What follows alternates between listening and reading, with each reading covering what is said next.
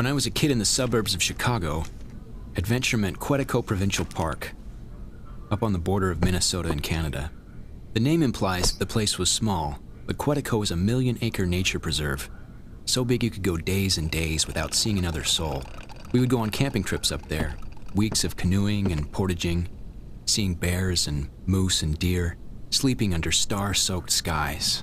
The park was isolated and so pristine you could actually drink the water straight from the lakes. But I won't be going back to Quetico anytime soon. Not after what happened to a girl named Frances Brandywine.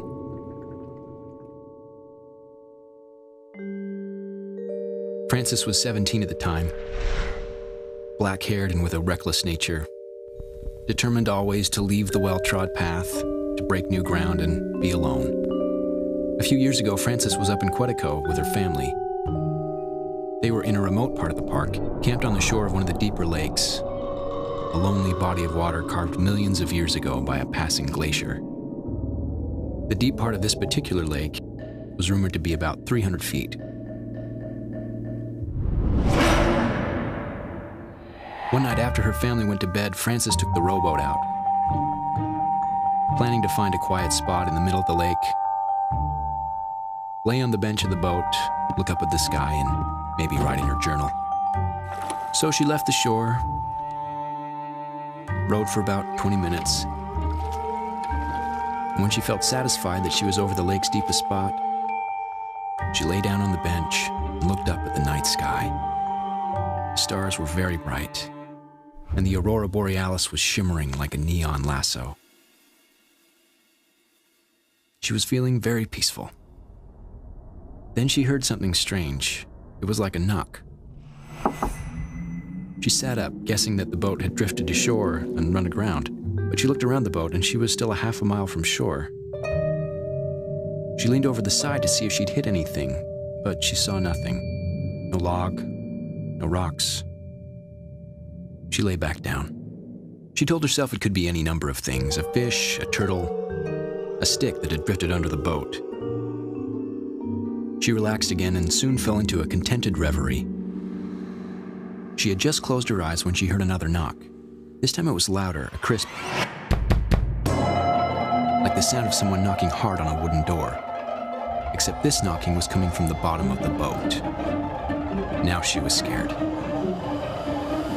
She leaned over the side again. It had to be an animal. But what kind of animal would knock like that? 3 quick, loud knocks in rapid succession? Her mouth went dry.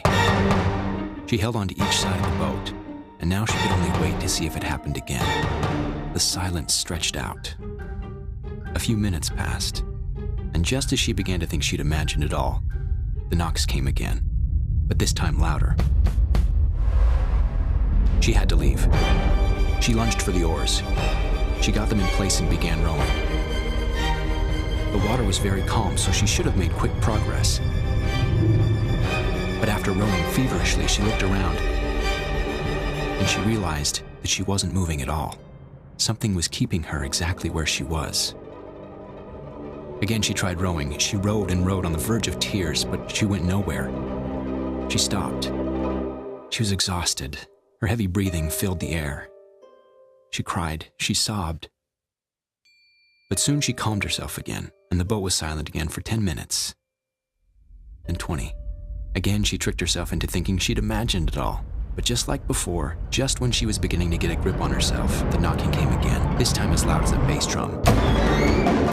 The floorboards of the boat shook with each knock. Now she was so shaken, she started making questionable decisions. The first was to lower one of the oars into the black water, trying to feel if there was some landmass, even some creature she could touch. As soon as the oar broke the water surface, though, she felt a strong, silent tug at the other end, and the oar was pulled under. She screamed. She jumped back.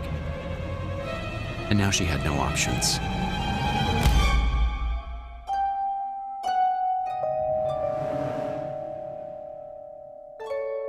All she could do was sit and hope and wait.